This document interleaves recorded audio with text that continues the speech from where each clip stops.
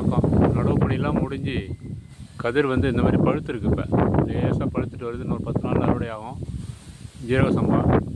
இந்த பழுத்த நெற்கதிர்கள் வந்து வயலை பார்க்கும்பொழுது அப்படியே காற்றடிக்கும். இந்த காற்றுல ஆடும்.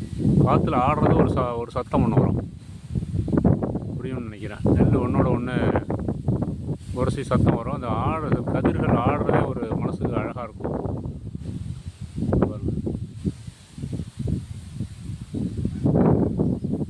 இது கதிர் வராத வயல்.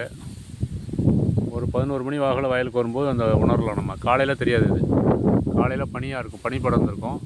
இந்த மாதிரி ஒரு 11 மணிக்கு வயலுக்கு வரும்போது கதிர்கள் ஆடுறத வந்து ரசிக்கலாம்.